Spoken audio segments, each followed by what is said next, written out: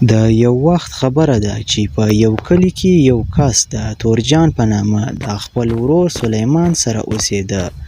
تورجان به سهار مهالې ولاړو په ځنګل کې به یې ونې وهلې او مازدیګر مهالې به یې د ونو هغه لرګي راواخیستل او بازار ته به یې یوړل. هلته به یې خرڅ کړل او په دغو پیسو باندې به یې د کور د خوراک دپاره څه ناڅه راوړل. خو بیا یوه ورځ تورجان په ځنګل کې د ونو وهلو لپاره بیا ځنګل ته ولاړ. نو هلته یې یو لویه ونه ولیده چې په هغه ونه کې یو لوی سوراخ هم و. تورجان د دې ونې د وهلو هڅه وکړه.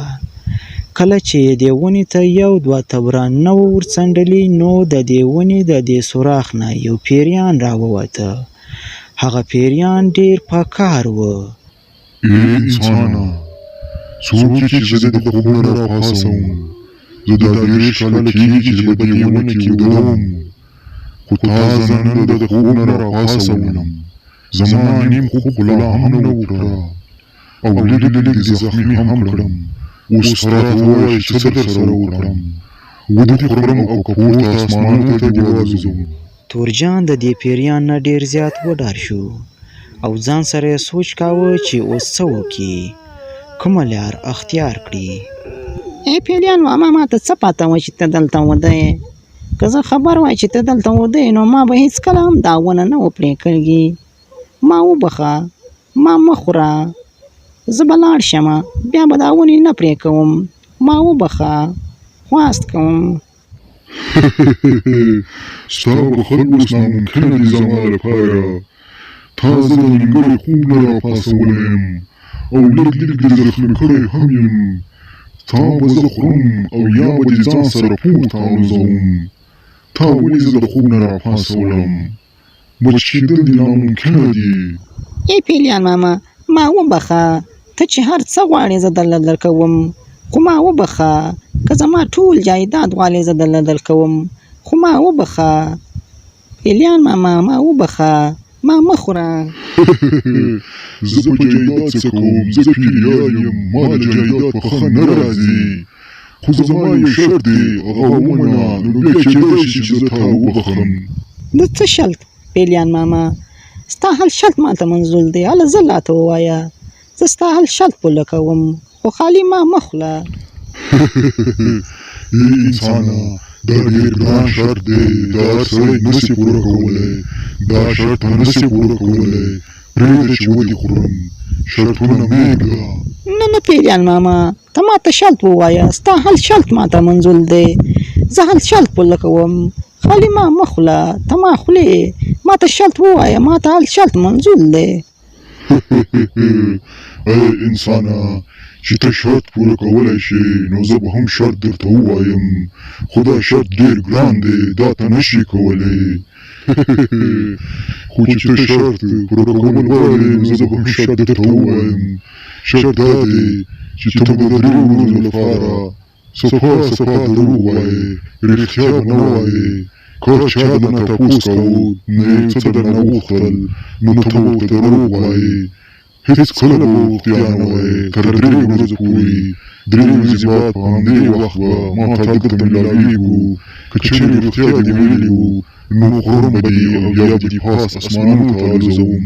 که دروغ دې ویلي وو نو بیا کېدای شي چې زه تا معاف کړم. ای پیریان ماما ته خو ډېر ښه پیریان ماما یې.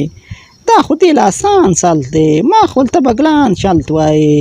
دا خو ما ته بلکل منظور دی او زه یې بلکل پوره کولی سم. تر 3 ورځو پورې به زه هېڅ رښتیا نه وایم، ټول به دروغ وایم. 3 ورځې بعد به په همدې ورځ همدلته زه تا سره میلاویږم. ټول به مې دروغ ویلي وي، د رښتیا به مې یو لفظ نه وي ویلی. او پیریان ماما ته خو ډېر ښه انسان یې، بلکې انسانه ته خو پیریان یې، خو هر څه یې زما یاد شوې. نو بیا تورجان په سوچ او فکر کې د خپل کور مخ ته ناست وي او دا سوچ کوي چې اوس به څه رقم دروغ وایي او چاته به دروغ وایي. خو په دې وخت کې د تورجان خواته یو بزرګ راشي چې د تورجان د ورور سلیمان سره یې څه کار وي. تورجانه په څه فکر کې ناست دی او سلیمان چیرته دی؟ زما سلیمان سره څه کار دی؟ هغه ماته ویلی و چې سهار مهال راشه زما څه کار دی در سره او زه راغلی یم چې سلیمان کور دی او کنه. تورجان نږدې وي چې رښتیا ووایي خو بیا ناڅاپه د هغه پیریان شرط ور په یاد شي. بزرګ بابا تولجان اوس دستي د کول نه وواته او لاړو د بازار په خوا. ما ته یې وویل چې زه بازار ته ځم. تورجانه سلیمان ما سره پوخ کول او لوز کړی و چې ته راشه زمون کور ته. زه راغلم دی نشته دی ولي واده نه پالي او زه راغلی یم دی کور کې نشته. دا څنګه کیدی شي دا زمانلو خبر نه ده. تورجانه دروغ خو به نه وایې. عالم کې سلیمان کور کې وي خو تورجان ځان سره فکر کوي چې دا دې څنګه شرط لګولی چې بزرګ ته هم دروغ وایي. دا خو ډیر بیکاره شرط دی چې ما لګولی. تورجانه ته نن بیا ډیر زیات فکرونه کوي. ما ته ووایه چې څه خبره ده که زما په وس پوره و زه به ټول حال درته راوباسم. ته ډیر په فکر کې یې نن ما ته ډیر په تشویش کې معلومیږي. نه بزرګ بابا زه بالکل بلابل یم. هسې فصل مې لیک لیک دال دی ځکه نو داسې سوچونه موچونه کوم. نور مې بالکل طبیعت بلابل دی. ته فکر مه کوه هیڅ خبره هم نشته. بیا چې کله تورجان په خبرو وي د بزرګ بابا سترګې کوټې طرف ته واوړي چې هلته پکې د کړکۍ له لارې بزرګ بابا سلیمان وویني. تورجانه سلیمان هغه دی په کوټه کې د کړکۍ له لارې ما ولیدی او ته ولې دروغ وایې او بیا د سلیمان ولې بهر نه راوځي. عالم کې ما ته یې خپله ویلي و چې زمون کور ته راشه. زه دا دی کور ته راغلم او دی ماله نه راوځي او ته هم دروغ وایې او د سلیمان هم دروغ وایي. ټول بې لوزه او بې قوله خلک یاست. زه دینه لاړم. بیا د بزرګ بابا د تورجان او سلیمان نه خفه او ناراضه روان شي. وایي چې دواړه دروغجن او بې لوزه خلک یاست. ما سره زیاته هیڅ کار مه لرئ. او بیا دلته تورجان ډیر زیات په فکر کې وي چې تر 3 ورځو پورې به زه څومره ډیر دروغ وایم. دا خو ډیر ګران شرط دی ما خو ډیر آسان سمرلی. او بیا چې کله مازدیګر شي نو تورجان لاړ شي د بزرګ بابا خواته او ځان سره فکر کوي چې دا بزرګ بابا ما راغوښتی وو او ولې نه راغله. بزرګ بابا ما ته راغوښتی وې زمون کور ته. ما ویل چې ما تا سره لیک کار دی خو ته رانغلې. یقینا به کومه بیماري یا کومه پریشانی در پیښه شوې وي. ووایه چې څه خبره ده بزرګ بابا تا نه قربان شم. سلیمانه زه درغلی وم کور ته په وخت باندې خو تورجان می ولیدو هغه ویل چې سلیمان تللی دی بازار ته کور کې نشته. خو بیا می ته ولیدي چې کوټه کې ناست وي د کړکۍ د لارې می ولیدي خو ته هم بهر نه راووتې. تورجان هم ما ته دروغ وویل او ته هم ډیر بې لوزه انسان یې. زما تاسو سره نه لګي. او بیا سلیمان ډیر زیات په قهر شي او بزرګ بابا ته ووایي چې زه به د تورجان اوس خوښ شم او بیا لاړ شي د تورجان خواته. ای تورجانه ته د نه سړي زوی او که په ما دې د نه سړي د زوی خیال راغلی. تا دروغ د کوم وخت نه شروع کړي. بزرګ بابا ته دې ویلي و چې سلیمان کور کې نشته تللی دی بازار ته. زه خو کور کې ناست وم. تا څنګه بزرګ بابا ته دروغ ویلی وو.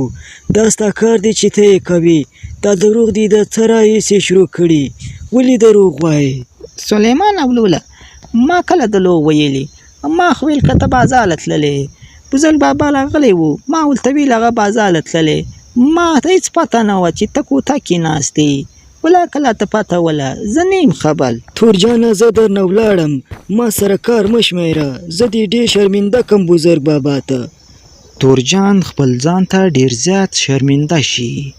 وایي چې دا دې کوم کار شروع کړی چې خپل ورور هم در سره کار نه شماري او ډیر خفه ناست. او بیا سلیمان یوه ورځ بیا په ځنګل کې لرګي ووهي او بازار ته یې یوسي. هلته یې خرڅ کړي او پیسې یې جیب کې واچوي. بیا چې کله د بازار د خوا څخه را روان وي نو ځان سره فکر وکړي چې جیب کې د کومې پیسې اچولې وي دا خو لوېدلې نه دي. بیا جیب وګوري. ته لاشه یاله دا جیب وګوله ته پیسې پکې شته او که نشته. داسې نه وي چې پیسې ترې نه لوېدلې نه وي. کله چې دی خپل جیب وګوري نو په جیب کې پیسې نه وي. دی ځان سره فکر کوي چې دا پیسې به په لاره ترې نه لوېدلې وي. دی بیرته روان شي په هغه لاره باندې، په کومه لاره باندې چې دی راغلی و د پیسو په لټه کې. خو هلته کې یو کس راشي او وایي چې دا پیسې د چا دي او دا پیسې د چا دي. ای ځوانه، ما په لار باندې پیسې پیدا کړې، دا د چا دي؟ دا خو به ستا نه وي.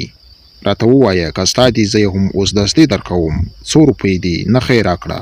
تورجان نږدې وي چې صفا خبر ووایي چې دا پیسې هم زما دي، خو بیا ناڅاپه هغه د پیریان شرط ور په یاد شي. وایي که مې رښتیا وویل نو پیریان به ما وخوري، نو بیا ورته دروغ ووایي چې دا پیسې زما نه دي. ای سړیه، ته څه فکرونه کوې؟ که پیسې ستا وي نو زه تا ته درکوم، که ستا نه وي نو بیا زه ځم په لار باندې. نه لوله، دا پیسې زما نه دي، دا به د کوم بل چا وي. بل څوک وګوله هغه ته یې ورکړه. دا پیسې زما نه دي، ما نه کله لوېدلې. دوی چې کله په دې خبرو باندې سره اخته وي نو په دې لار باندې یو بل کس راشي. ای سړیه، ما په لار باندې پیسې موندلې، دا د چا دي؟ دا خو به ستا نه وي، ستا نه خو به نه یې لوېدلې. که ستا یې نو تا ته یې درکومه. ته ما ته دا ووایه چې دا پیسې د چا دي؟ دا زما پیسې دي. زه په لاره روان وم چې جیب ته مې لاس وواهه، خو جیب مې سلی و، پیسې پکې نه وې. دا زما دي، بل چاته یې مه ورکوه، ما ته یې راکړه. ښه دا ستا پیسې دي، نو دا واخله، جیب کې یې واچوه. جیب خو دې سری دی، خو جیب وګنډه او دا جیب کې واچوه، بل وخت یې مه ورکوه. واخله پیسې. مننه دې کوم چې زما پیسې دي زما ته راورسوې. اوس به یې زه بلکل خوندي ځای کېږدم، بیا به نه ورکېږي. ستا ډېره مهرباني او شکریه. هغه هلک که څه هم پیسې د هغه نه وي، خو بیا هم په دروغ ویلو دغه کس نه پیسې واخلي او بیا دواړه دوی د تورجان څخه روان شي او تورجان حق حیران یوازې په میدان پاتې شي او ځان سره سوچ کوي چې د دې شرطونو نه خو مرګ ښه و. دا به ښه و چې پیریان زه وژلی وای. بیا د تورجان او د پیریان د شرط په دوهمه ورځ چې د تورجان د یو دوست چې ناجایز او بېګناه په یو کیس کې گرفتار شوی وي په عدالت کې پیشي کیږي او تورجان د دې ټولو کیسې نه خبر وي چې مجرم څوک دی.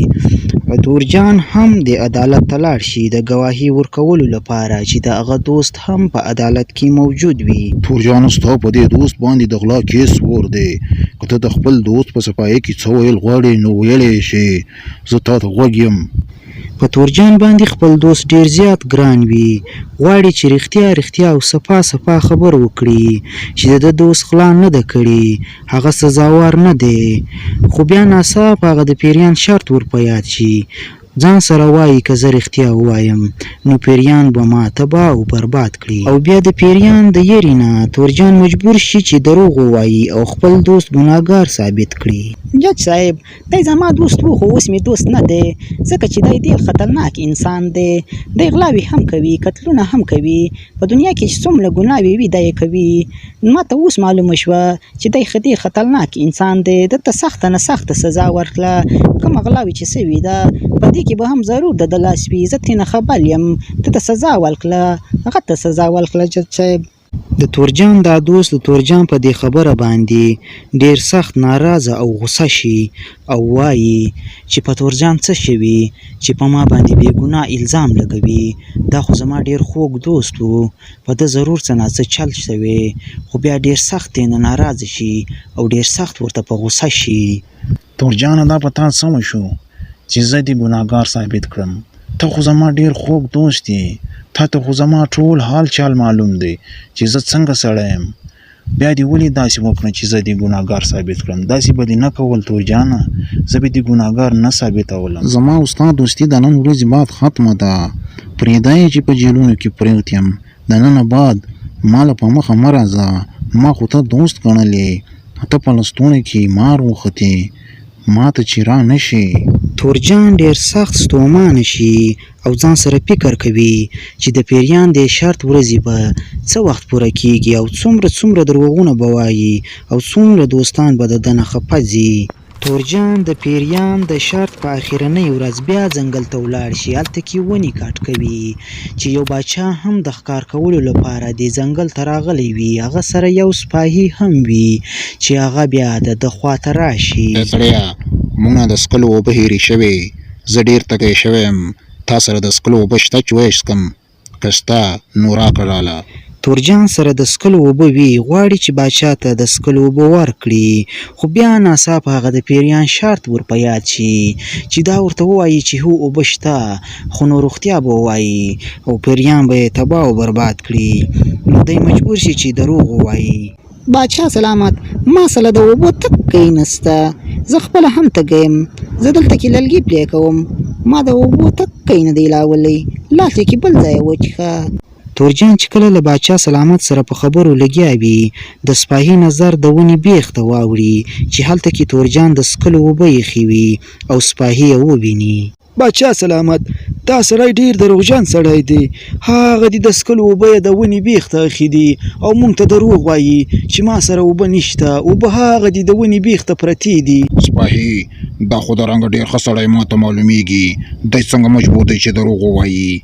آیا په اوبو یې زړه نه کېږي؟ خو خیر دا پرېږده، ته ورشه اوبه راواخله چې زه یې وڅښم. زه ډېر تږی شوی یم، د سره به بیا باد کېږو. باچا سلامت، واخله اوبه وڅښه او تنده پې ماته کړه.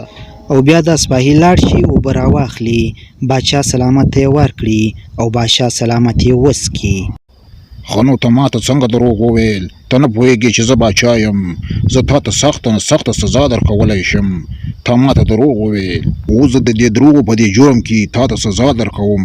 ته به زما په شان کې ما ته یو صفت کوې، ښه صفت به کوې، ووایه. تورجان د دې باچا سلامت ته ډېر زیات خوفزده شي او ځان سره فکر کوي چې باچا سلامت ورته کومه غټه سزا ورنه کړي او بیا غواړي چې د باچا سلامت په شان کې و باچا سلامت ته کوم ښه صفت واوروي. خو بیا ناڅاپه هغه د پیریان شرط ور په یاد شي، که دې چیرې روغتیا وویل نو خورم به دې. او بیا نو تورجان مجبور وي چې دروغ ووایي او د باچا سلامت په شان کې ګستاخي وکړي. باچا سلامت، ما اولیدلی و چې ته ډېر خلاب سړی او د خلکو حقونه دې په زور ځینې اخیستي دي او خوړلي دي، خو ما ته معلومه نه وه چې ته دومره خلاب سړی. خو اوس راته معلومه شوه چې ته ډېر خلاب انسان یې. زما نه دې زما اوبه په زور واخیستې او ودې څښلې. ما خپله راولې وې، خپله مې څښلې، خو تا زما نه واخیستې او ودې څښلې. په تا کې هېڅ داسې صفت نشته چې زه تا ته واولوم. ته ډېر خطرناک سړی. دا ته څه رقم خبرې کوي؟ زما ټول خلک صفتونه کوي چې زه ډېر ښه انسان یم او ته راته وایې چې ته ډېر خطرناک انسان یې. خو ځه پرېږده وایې، دا ځلې دې معاف کوم، هغه ځکه چې زه ډېر زیات تږی وم او ستا په وجه باندې زه اوبه شوم. دا ځلې دې معاف کوم. که دوهم ځلې دپاره زما مخې ته راغلې او داسې دروغ دې وویل نو سزا به دې یوازې او یوازې مرګ وي. باچا سلامت ډېر زیات په قهر وي او له ده څخه روان شي او لاړ شي. تورجان ډېر سخت پریشان وي او ځان سره فکر کوي، که د پیریان دا شرط نه وی او ما باچا سلامت ته په خلاص نیت باندې اوبه ورکړی وای نو باچا سلامت به ما ته ضرور څه نه څه انعام راکړی وو. بیا د تورجان او د پیریان د شرط یوازې یو څو ساعته وخت پاتې وي چې تورجان بیا په دې ځنګل کې روان وي او د هغې ونې خواته تیریږي، کومه ونې کې چې پیریان اوسېده او پیریان بیا ناڅاپه د ده مخې ته راشي. انسانه چېرته روان یې او څنګه چل دی؟ شرط خو یوازې یو څو ساعته وخت پاتې، پوره دې کړه او که نه ټول دې دروغ وویل او که رښتیا دې هم پکې وویل. که دروغ دې ویلي وي نو معاف به دې کړم او که رښتیا دې ویلي وي نو بیا تیار شه خپل مرګ ته. په تکه دې پرېږدي دا ستا شرط. څونه ډېر دوستان زما نه نالاج سو. زما خپل دوست زما له نالاج سو چې بې ګناه ګلبتال شوی یو او ما ګناهګار ثابت کړو. زما خپل ولول زما نه نالاج سو چې ما ورته دروغ وویل. هغه بزرګ بابا هم زما نه نالاج سو چې ما ورته دروغ وویل. زما نه پیسې ورکې سوې او ما دروغ وویل چې دا پیسې زما نه دي. ما څومره ډېر دروغونه وویل ستا په وجه باندې. زه ډېر ښه سړی یم، ډېر رښتیا خبرې مې کولې. ستا په وجه باندې ما دومره دروغونه وویل. د دې نه خو ښه و چې تا زه په هغه ولس باندې وژلی وای. انسانه ما درته ویل چې ته دا شرط نشي پوره کولی خو تا ویل زه دا شرط پوره کولی شم خو بیا دې هم همت وکړه دا شرط دې پوره کړه ټول دې دروغ وویل خو په دې اخرنۍ حصه کې دې کار خراب کړه او رښتیا دې وویل اوس نو تیار شه خپل مرګ ته او بیا دا پیریان د تورجان خواته ورنږدې شي او یو پوکی ورله ورکړي چې تورجان پورته په اسمانو کې والوځي او پورته اسمانو ته وخیږي. ګرانو دوستانو او خوږو ماشومانو د پښتو ژبې کارټون ویډیو او خوږو کیسو تر ټولو لوی چینل همدا دی. په دې چینل کې موږ سره ډیر خلک ملګري دي. که تاسو هم موږ سره ملګرتیا کول غواړئ نو زموږ چینل درسره سبسکرایب کړئ او دا ویډیو خپلو انډیوالانو او دوستانو ته لازما ورولېږئ. هغه ځکه چې ستاسو انډیوالان او دوستان هم زموږ سره په دې چینل کې ملګرتیا کول غواړي او موږ سره ملګري شي او ښکلې ویډیو وګوري او ښکلې کیسې واوري.